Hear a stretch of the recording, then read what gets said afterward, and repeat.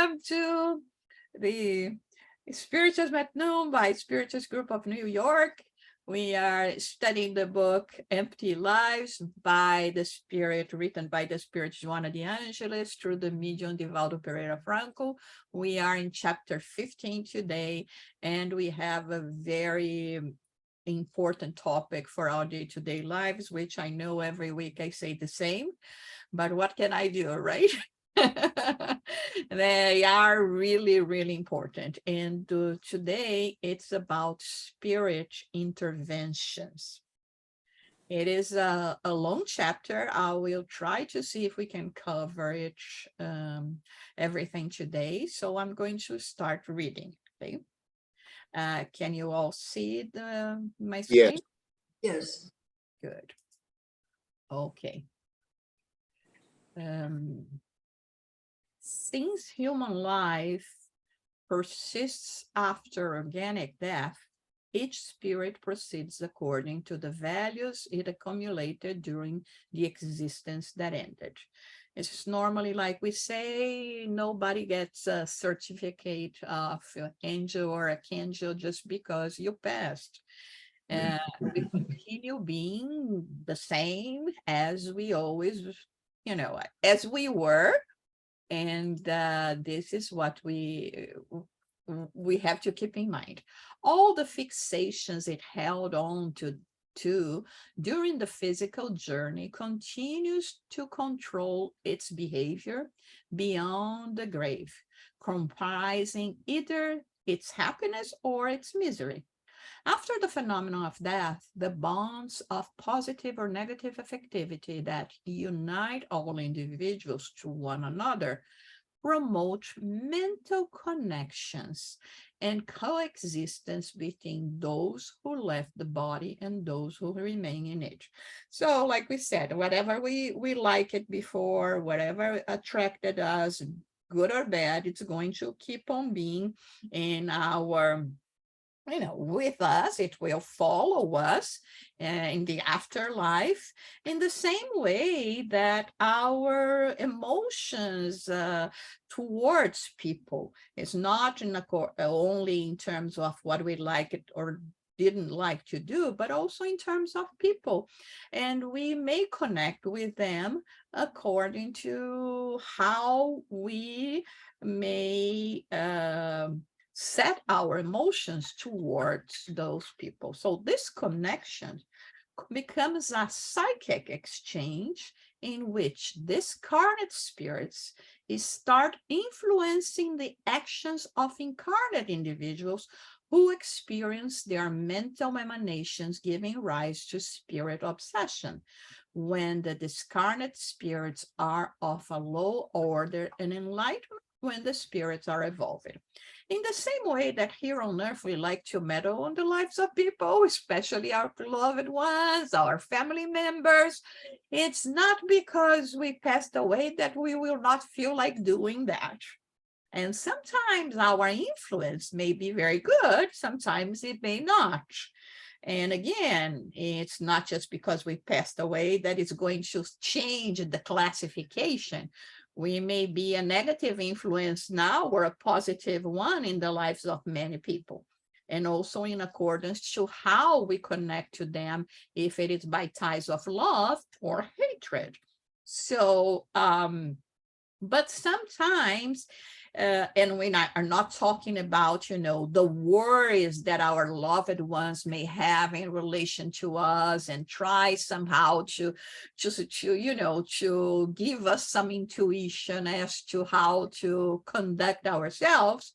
We are talking about the persistence of of a being, of a discarnate in relation to us, that becomes an obsession. It promotes a deep spiritual connection, a psychic exchange, like Joanna de Angelis tells here, that instead of being a good thing, becomes detrimental to us. Of course, we are not talking about the constant support of spirit benefactors, sorry, of spirit benefactors that we are, Joanna de Angelis is explaining here, can bring us even more enlightenment. I'll keep reading a bit more and then we stop for questions and comments, okay? The esteemed codifier of Spiritism discovered the powerful influence when he was informed by the mentors that discarnate spirits interfere in incarnate physical lives much more than one might think. The law of affinities accounts for this occurrence by fostering it. Those who identify with certain ideals, aspirations, and behaviors attract one another and share the same energy fields, either nourishing one another or inducing their counterparts to subservience, to a morbid dependence, resulting in disorders that become somatized and felt in the physical body, which then disconnects to the flow of existential well-being.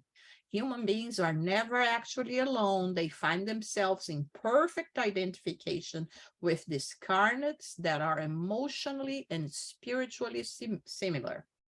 Lives are intertwined in such a way that almost nobody can exist without experiencing that influence. Okay. So for starters, I mean, she is very clear here that is basically impossible for us not to have suffer, not to have live it. Now, let's not say suffer, because sometimes, you know, it can be a very good experience, but that we have not lived this kind of influence or approach by the spirits. Spirits are everywhere, and they gather in places where they find affinity. So even when I go to a church and to pray, or to any temple of my preference, there will be spirits there that will take notice of my entrance and acknowledge that I'm there and may be sympathetic to me or not, and can help me, or can even say, oh, let's see what if we can pray together, just to, you know, to help us even more in the sense of reaching a state of connection with God. So all the places that we go, there will be a connection, right? We will go to supermarkets. There's certainly, I'm going to change going to the supermarket forever now for you. You go to the supermarket and definitely there will be spirits there looking, oh my God, how much I miss Pop-Tart or popcorn, or, you know, or a soda. Even because there are people that will have spirits connect to them, and when we have a spirit connect to you 24/7, they go where you go. And then it's when spirits, even if they are not directly connected to us, they take notice of our presence. And so it is important to know that the reason why this lesson is crucial for us, because we are the ones that are selecting the places where we are going to be going. And of course, we will meet like minds that are in the physical body, or there are spirits that will be frequenting those places as well. And in the sense, there will be this exchange of field energy that we will have. I'm going to stop now and let you ask some questions or comments. Okay. Is there any idea what percentage of us experience noticeable interaction? Noticeable is complicated to say, okay? Because I think many times people do not stop to get to know themselves. So in many times when we are having thoughts that if we have stopped it, we would say, you know, this is not my way of thinking, for the good or for the bad, okay? So strange, or behaving when I lose my temper, or somehow I'm too calm for a certain situation. It may be not just you. So acknowledging really the interventions, the spirit interventions, I think it's more complicated, Philip. One really has to pay attention to oneself. That's why the whole, so to say, you know, effort of Joanna de Angelis and every all other spirit incarnates and discarnates that work with her is exactly that, to lead us to be more mindful what we do, what kind of experiences we are engaging, our way of thinking, and getting to know a bit more of ourselves, trying to dig deeper into our unconscious, all of that. But if you ask what is the percentage of the population that experience spirit interventions, I would say 99%. Because there might be 1% there that I don't know, saints or something. Even then, they will feel the presence of the even more highly evolved spirit. So I would dare to say now 100%. That leads me to a second question, Uh-huh. which is what percentage of spirits at our own level have the ability to read our minds? Philip, as Joanna de Angelis explains here, it's let me see if I find exactly how she said here.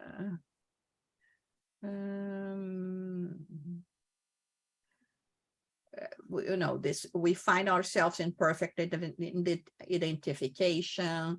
Lies are intertwined. Is a matter of, you know, mental connections. So again, it's we always use this example of the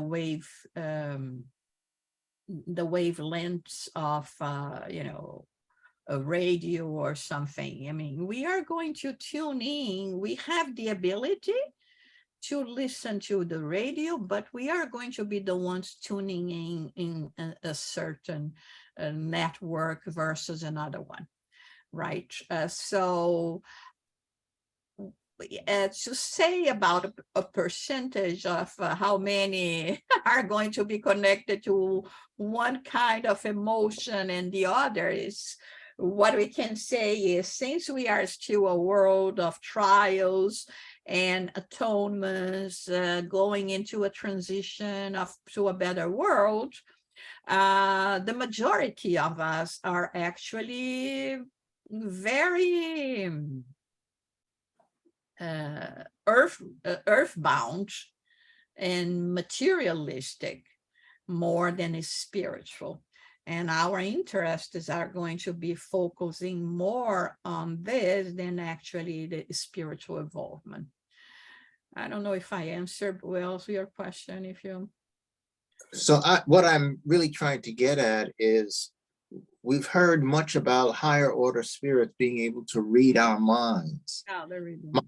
My question really is, at the level we are, and people who have recently discarnated in our lifetime, are they also able to read our minds? Okay. the thing is, Philip, spirits do not read our minds, okay, in terms as how we think about it. You know, now I'm thinking about the first paragraph here, since human life persists. No, they do not attain themselves to words, especially the low level ones. There will have even more difficulty to this kind of, deeper level of attunement to us. The higher level, they also do not necessarily need to go deep into, word by word of our thoughts. They read our emotions. So, in a very, simple example, when you see someone dressed all in black, 100 degrees, right? You will say, this is intriguing, right? I mean, let's say we could say it reflects the mood of the person. Mm. When you see someone's all colorful, you say, oh my God, this is a colorful day for this person, right? Because our emotions even impact in the way that we dress. So they don't have to know exactly what we are thinking. What they see is our emotions. Very like when we're talking about auras, I look at the person and I know that the person has, uh,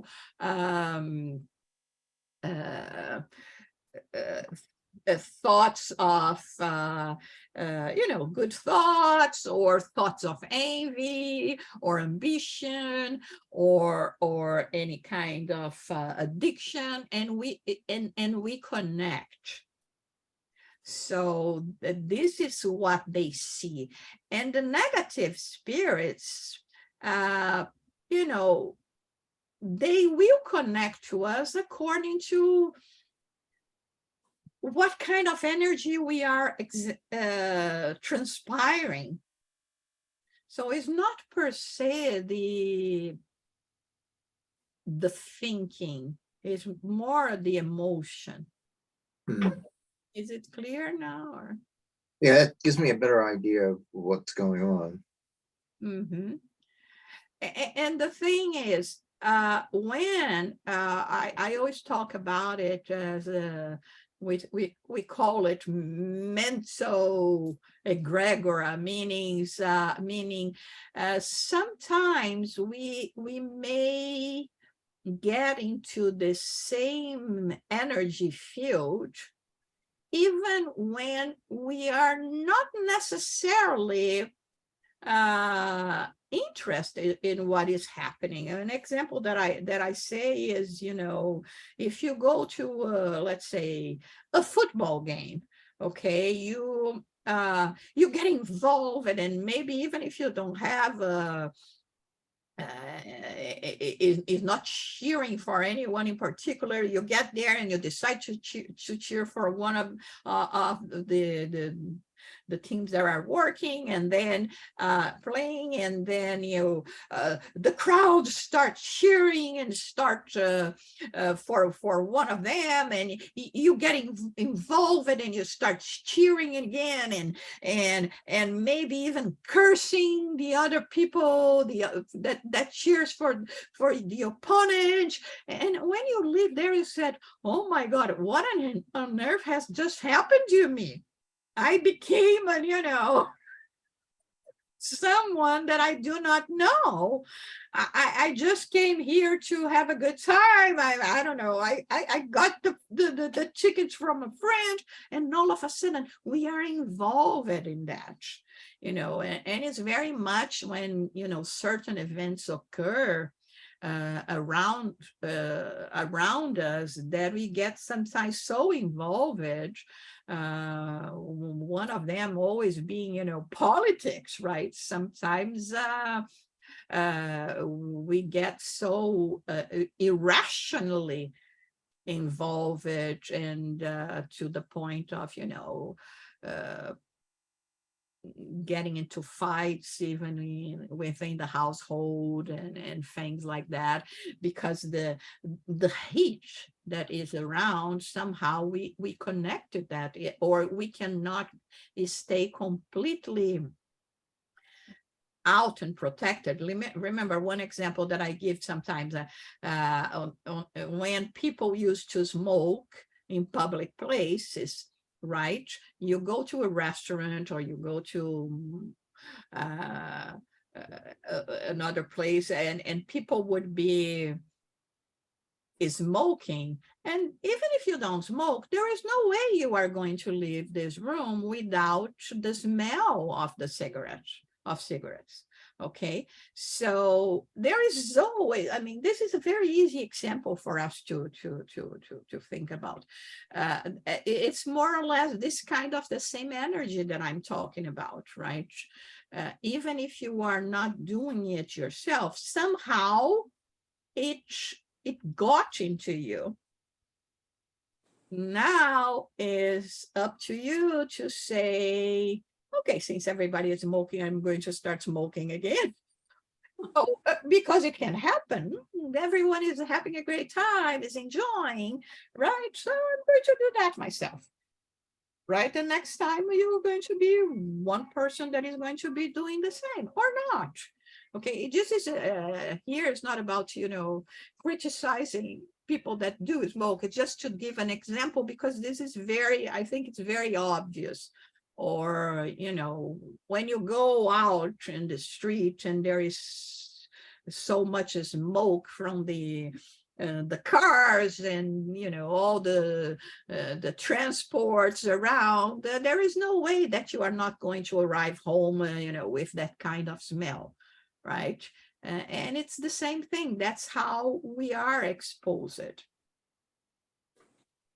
But then we come home, we wash our clothes, we take a bath, and everything goes. Or not, when we are talking about this spirit influence, depending on what is going to be our action next. Thank you.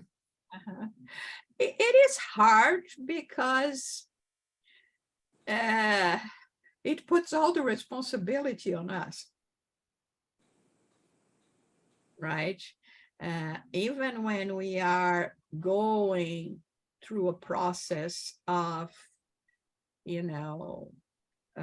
spirit intervention, like Joanna de Angelis says here, we cannot blame the spirits. They will knock at our doors, but I may not open. It's up to me to open or not, to allow them to visit and to stay. And not be firm enough to send them away. Okay, Marley? I went to a birthday party recently, and this one person that I know didn't bring a gift. She brought a card, and I immediately made a judgment. I said, well, how, I'm saying to myself, gee, how cheap can you be? And then all of a sudden, I had this thought, and it said, how do you know what her circumstances are? And I thought, yeah, I don't know. But so easy to make a judgment. You do it without even thinking. So I regard that as a spirit intervention that told me, how do you know? Absolutely. And you see, you have even read the card, right? Because maybe in the card she was explaining and excusing, and sometimes it's not even about money. It may be about, a person that is close, that is ill, or children that do not allow you to have any time for yourself, or she was invited last minute. Yeah, but I think this is this is very much what we were talking here before, Marlene, in terms of us paying attention to our thoughts and actions. Because before we would just think, oh my God, how, like, you know, like you said, how cheap can this person be? And, you know, and just keep this thought to you.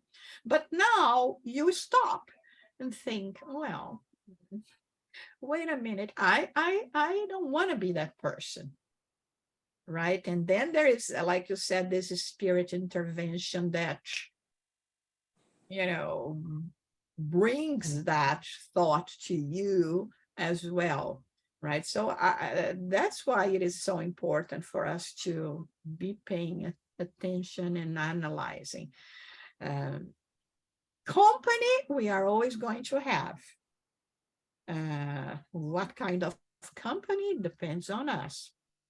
Like minds attract, like, you know, the same kind of, you know, with spirit, the same kind. And I mean, the same happens here on earth, right? You will have friends that you have affinity with. Maybe not 100% affinity, or but that somehow you find a connection. One of my best friends, she's not a spiritist. She is very Catholic. And still, it was never an issue for both of us, the kind of belief we have, because we value the people we are and not the label we have. So this is an important thing for us to think about. And more than just, you know, being afraid, oh my God, there are the spirits, there are, you know, preying on me. It's like you always remembering that you are in control. Okay, I may be surrounded by negativity, but it's only going to touch me if I open my channel for them to come. Any more question or comment? So let's read a little more. Considering the lower stage entailing a large number of reincarnated spirits, the exchange takes place within a primitive mental wave, and there is not much potential for it being overcome, except when individuals really change their connection with corresponding spirits who then practically start to manage the incarnate's terrestrial journey. The habit of holding on to pessimistic thoughts, suffering, or futilities, and engaging in unethical behavior attracts the spirits of the same moral level who will start to live in the psychosphere of such incarnates. The discarnates then fill themselves with the incarnate's morbid energies while transiting theirs to the incarnates. As a consequence, the unconscious exchange between beings from both vibratory regions becomes natural and so constant that the discarnates meddle in the psyche of those who become their victims, similar to what occurs with any type of parasite.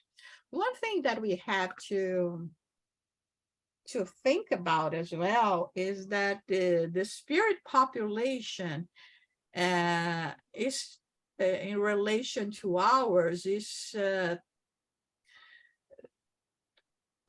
more than twice what we have here. Spirit Emmanuel, in one of his books, says that we have 22 to 24 billion spirits there are connected to planet Earth. There are, you know, going through this march of spiritual evolvement, connect to this planet Earth. We are 8 billions here, so we have 16 more So is at least two spirits per capita here, right? I mean, they are more numerous than us incarnates. But again, like it says here, it is up to us. And one point that Philip mentioned in terms of paying attention is many times, unfortunately, we just start seeing really their presence when we are somehow knowledgeable about spiritual things and spirits, or even if we want to call them the demons or something, when things are really bad. And many times we will see people going to mental treatments, to mental institutions, that everything is started with actually a process of spirit intervention. And it came to a point that now it's so evident that it will not be possible for people to remain their ordinary lives. There is a book that is called Obsession. I think you can find it at the SGNY. It's actually, we are even doing a weekly study of this group in Portuguese. And this book is by the medium Divaldo Franco. And the name of the book is Obsession. And it talks exactly about this, what we are talking about today. A young lady, 15 years old, that all of a sudden is over, start having some crisis, and she has to go to a mental institution, and it tells about the whole case. I'm not going to tell you. Yes, I think we still, I think we still have this book. If you don't find it there, just let me know. I can see what I can do, okay? But it's about this. It's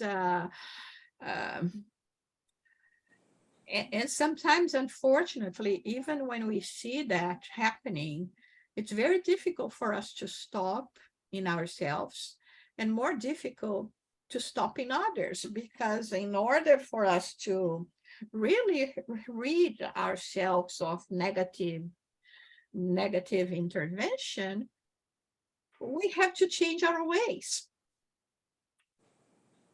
And you cannot change the ways of other people, right? We can do our best to try, and little by little, maybe we will get there, but it's not, unfortunately, instantaneously. Any comments or questions? I think this is going to be 2 weeks. Let me just read a little more. Such invaders feed on the horse that hosts them initially, until they become usurpers of the horse's energy, which then begin to nourish their victim. Consequently, obsessions are very numerous on the earth because of ignorance about them and the ease of entanglement with the incarnates who vitalize them. So the thing is, since the discarnates can no longer feel and of course live in the material life and feel the pleasures that they like. So let's say they like to eat, they will not be able to do that from a good pasta here on earth, right? But then they can influence someone to each them, and somehow, because they are so connected, they get 10% of the the flavor. And this is how they begin to get so connected, like they say here. It becomes like a type of parasite, where the incarnate can no longer live without the parasite, and the parasite gets the energy of the incarnate to feed what they need. It is hard. The good thing about it is that each incarnation that we have, the better we will be able to deal with the enemy within, right? Because it is about us. Again, it's if I don't tame my horse by myself, nobody can do that for me. They can help me. They give me instructions. I have received good advices. I get spiritual interventions from benefactors, from good spirits, but it is up to us to just go and do it. Any comment or question? As I have. Mhm. And usually I believe the obsession, in fact, it's our responsibility, because usually we say, oh, bad spirits attached to me, but in fact, it's our responsibility about this connection. But now Joanna de Angelis described a situation, then after a long time, these kind of low energy spirits assume, in fact, influence so huge, then we lost our personality, and is this then so sad situation to know about things. And my question is, using the prayers and what's the way to help the person to disconnect about this kind of huge obsession? There is one case that we know that happened to Dr. Bezerra de Menezes, which is a very highly evolved spirit that helps us in each and every sense, but also because he was a doctor. This is one person that we pray to as well when we need assistance for medical issues. And he was a spiritist in Brazil in the late 1900s and beginning of the 20th century. And he had a son that was in a process of spirit intervention, spiritual obsession. And it was a very, very bad case that came to extremes. And in one of the mediumistic meetings that they had, the spirit came to communicate. And the spirit told Dr. Bezerra, listen, our connection today, it's so extreme. We are so intertwined that if I leave your son, he's going to die. He's feeding on my energy as well. He cannot live without my presence. but I'm willing to finally set him free. It's your choice. And Dr. Bezerra chose him to set his son free. As soon as he arrived at home back, his son departed. His son died. But although he felt for, the death of the son, he was very happy because the son would no longer be subject to this kind of influence or spirit obsession anymore. Now in the spirit realm, and then when he would be reincarnated again. This was something that was going on from centuries. To reach this point is not just one thing that it comes from one life. You see? So, but the price was that he's going to be free, but he will not have enough energy to live without my contribution, because it's been happening for so long. You see, it's like thinking about when you go to the hospital and very much you depend on the support of the machines. I mean, just for us to see a case, of course, thank God we have the machines that help us, all of a sudden there is something, we get better and okay. But it's like that, the vitality needs an additional force, and in this case, it would no longer be able to deal without this.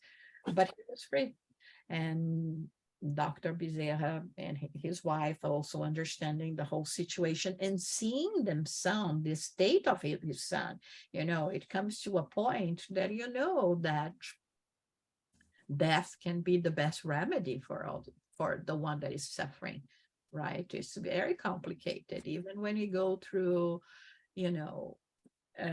physical illnesses, right? We don't want the person to go.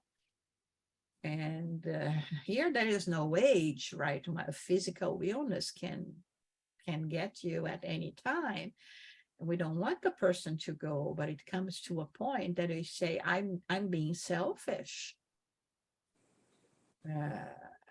And this is what Dr. Bezerra didn't want it to be, because if his son would have the possibility of choosing, most probably he would say, I want to be free.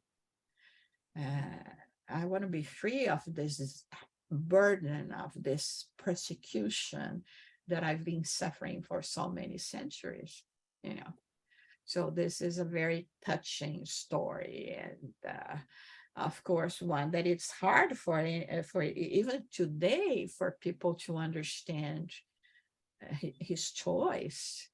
And anyway, so it's Quick question. the best thing, just a little bit to complete, is always, and I think this is why Joanna de Angelis brings this, as well as, of course, as other spirits and Kardec in the codification. Prevention is always the best thing in each and everything, right? And in the spiritual subject, it's about the same. Prevention is the best thing. Philip? Is this story you just told us in the book, Obsession book? No, it is not. It is not.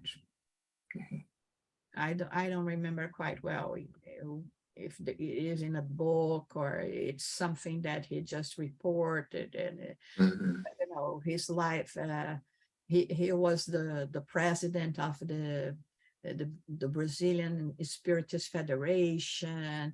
So there is a lot of documentation on his life. He wrote several books, and but this is a very well-known situation, fact that is talked about. It's about him. It's why it's so important to us to know about things as you said, prevention. But when we feel involved with bad thoughts or bad feelings, we pray and ask help to transform that situation since the beginning, not leave to grow something negative around us. Yeah. Thank you. Prevention, and prevention is the best. Even knowing that in a way we cannot not have any kind of connection, because in our human spiritual development, it's basically impossible not to have that, but we can at least keeping up the good work and maintaining good energies, because she sees what she says here. Where was that? In terms of, let me see here, in terms of pessimistic thoughts, unethical behaviors, all of those things is up to us, right? So we have to try to fight these tendencies in us. No one is saying it's easy. It is not. But at least if we cannot completely rid ourselves of the situations, we will do our utmost to try not to have it aggravated. And sometimes it is a good thing, because it's very much like the carrot in the front of the bunny. Okay, the carrot seems to be a good thing, is food, is nourishment for you. But the thing is, in our effort to, because we feel when we know that we can get a spiritual wellness, we will wear our masks. Masks in this case, meaning we will do our effort to better ourselves, because this is the only way that we will rid ourselves from everything that is already there and not getting more. And so it helps us in this process, because it educates us. It's like, a sort of restraint. And sometimes this, depending on our state of evolution, and is it the one we are, this is what we need. If it was everything, it was good, then we wouldn't pay that much attention to change, right? If life was just happiness and good time and joy, we wouldn't be thinking about God or spiritual things or values. Now I want to understand. Now I want to, to know the formula to to have a better life. Okay.